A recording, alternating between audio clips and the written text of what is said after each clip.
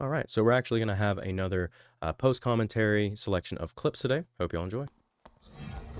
All right, so we're going to start off where we see some enemies open the door, so we're going to go ahead and cycle through our spells. I actually don't have one of the spells invisibility that I'm typically used to having, so we're just going to push with the fireball. Typically, anytime someone's near stairs, especially if they're at a lower elevation, I always typically just try to aim for the floor, because if they strafe, you could miss, might go past them and not do any damage. We're going to be backing off here, popping haste. Since we're in a 1v2, we want to try to always be able to maintain spacing, especially against melee characters, so we're going to back off, but must have taken some damage, so we backed off to get a heal from the cleric. The cleric is pocketing him, so I'm just going to keep walking it back while trying to do some damage. He starts to get a little close, so I'm going to pop back up a little bit, pop another haste, and see if he'll follow me. He does. He gets far enough away from the cleric where he can't get another heal, so I'm able to take him out. The cleric self-heals himself, but it won't be enough. And we finish him off.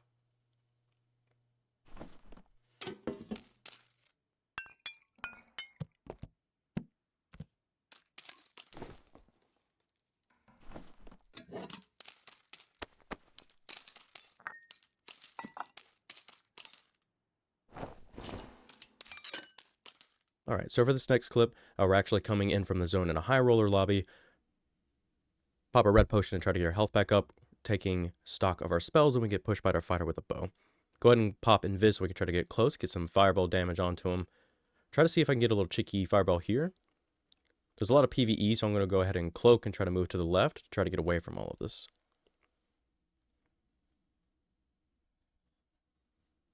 Anytime you go invisible, it will reset the aggro of any mobs near you. However, if the mob is in the middle of an attack, they will still go through with it. So it's important to make sure that if an archer is aiming at you and you cloak, that you still try to dodge the first arrow and then they'll forget you afterwards.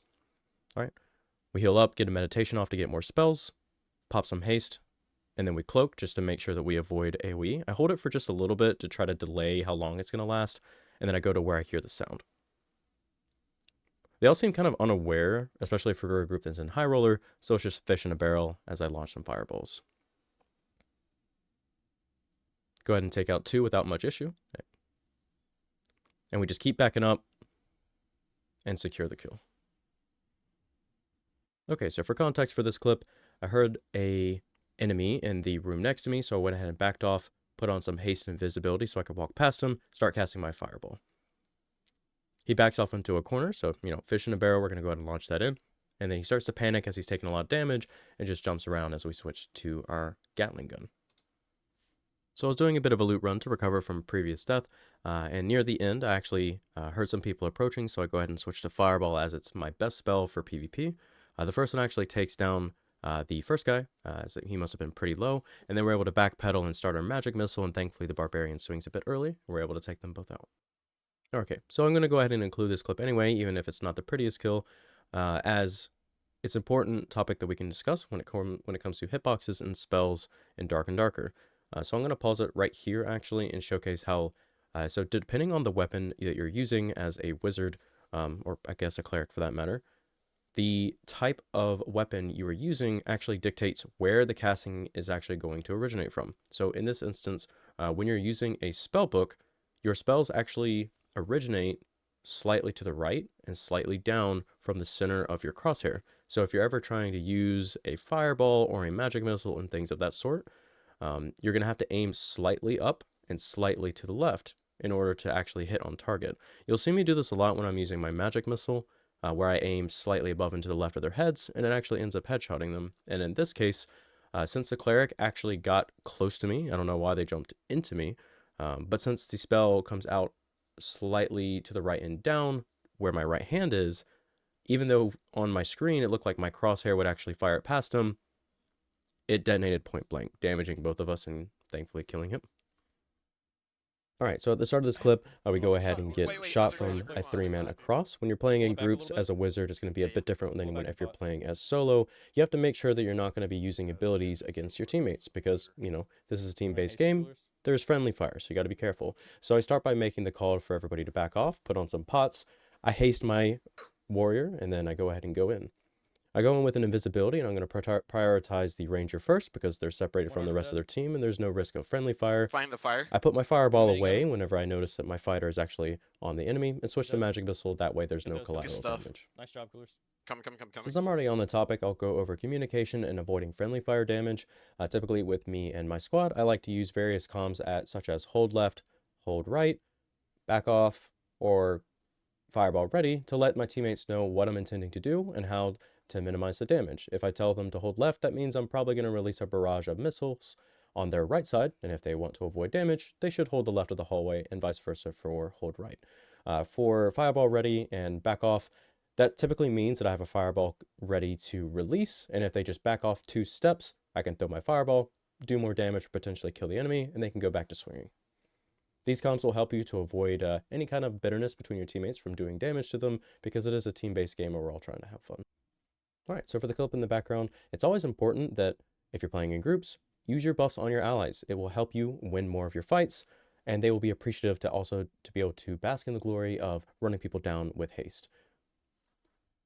The fighter, we have to take him a little bit differently. I know that I'm out of fireballs, so I want to get close and try to use magic missile, but he has a shield and they can block it.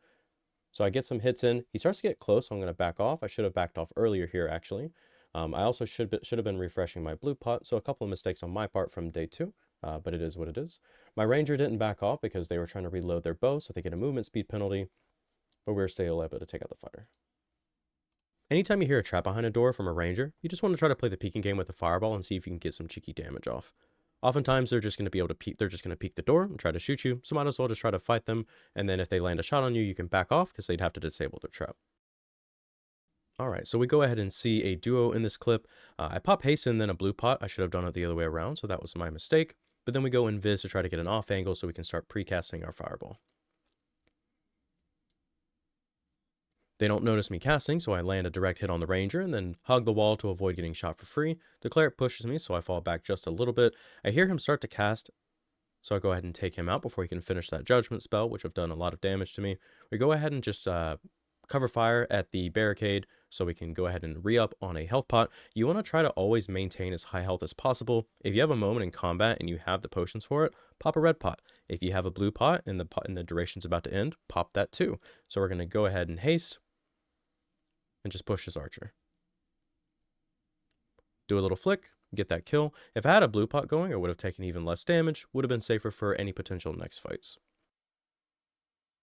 My team and I heard footsteps, so we popped a blue pot in haste so we could begin pushing, and then I bring out my fireball and let my fighter go in while I toss fireballs towards the back. I'm intentionally aiming slightly further up and to the right at the beginning in order to avoid accidentally clipping my fighter in the back of the head with a fireball, potentially killing us both, and then when the 2 backliners are dead, I switch to magic missile so we can take them out safely.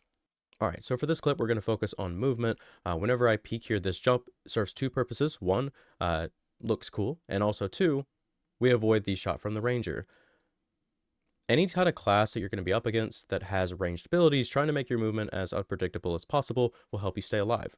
So we go to chase here, we're going to magic missile, then we switch to fireball as they round the corner, and we do a jump to try to avoid a secondary arrow and secure the kill. For this clip here, we were searching for many blue portals, so we spotted an enemy. I went ahead and jumped here to make sure that I got enough height over my fighter so that my right hand casting the spell wouldn't accidentally clip on my teammate. Nice. Another blue portal over there. Yeah. So I'm sitting here looting and then I get shot. One of the biggest things whenever you're going to cloak is not being predictable whenever you're moving to avoid getting shot. So here you'll see me doing some fancy footwork where I strafe back and forth, do a little crouch, turn a little bit away, because the worst thing you can do against an archer is either 1, move in a straight line whenever you're cloaking because they're just going to shoot where you intend to go, or 2, they're just going to shoot at where you went invisible in the first place. So throwing in some sideways movement back and forth, doing some crouches, making yourself unpredictable will make it where you'll dodge more of those arrows. I was kind of frustrated over getting shot, so I was doing all my standard buffs of pot, invis, haste, and I take my anger out on the person who actually shot me in the first place. But I wasn't done. I wanted more. Toss a fireball into the room, checking to see if that fighter was still there, didn't have track of him, and then toss another fireball into that room. They did a good bit of damage to me, so I was like, okay, I'm happy with that. I'm just going to go ahead and dip.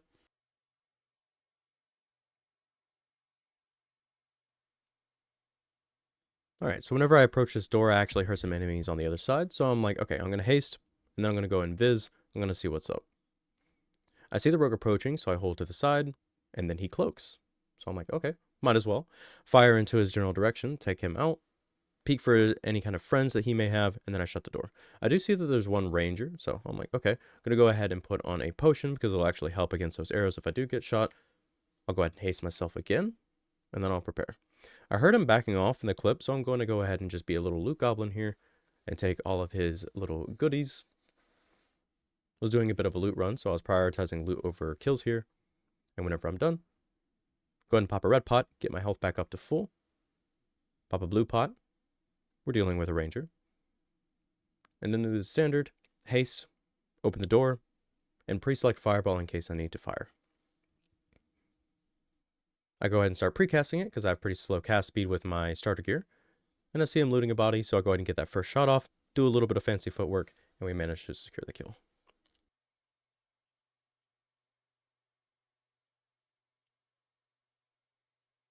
From the top rope!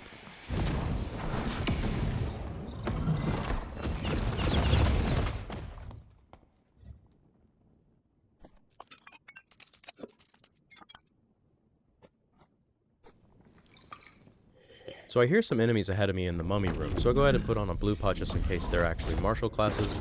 Pop haste, pop invis, let's go check it out. I see that it's two wizards, so I'm going to go ahead and try to release a fireball. I don't know what happened to my fireball cast there, but I took a lot of damage from that chain lightning, so we're going to try to go into defensive mode. Pop a health pot, pop a bandage, let's backpedal a little bit. We see our fireball land, but it's no big deal. We're going to go ahead and open this door. You always want to have a backup plan in case things go south that you can flee quickly. We're going to go ahead and pop haste again. We know they're a little close, so I'm just going to precast fireball. Thankfully that went over my head. If that headshot me, I probably would have died there. We throw it at the angle and back off a little bit. We know he just cast, so we're going to chase. Do a little jump just to get some height. Hit him in the back. And Mr. Chain Lightning is following, so we're going to do a little bit of a haste. We're a tad bit low on spells. We want to make sure we're topped up on health. So we're going to pop a health pot here. We don't hear him chasing, so we're going to greed for a meditate here to get our spells back. And then we're going to do the classic.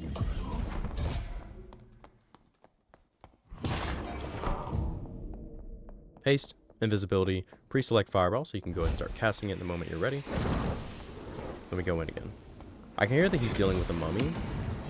And I hear him precasting that chain lightning, so I'm going to hold behind this pillar here to make sure that he can't hit me with that. And we're going to peek just enough to try to get a spray on him while he has trouble dealing with the mummy.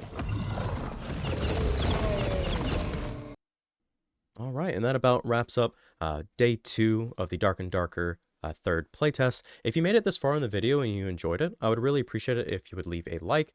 Also, please leave any comments that you guys have for me. I'm loving the feedback, and I love liking and replying to all of your comments. They really do mean a lot to me.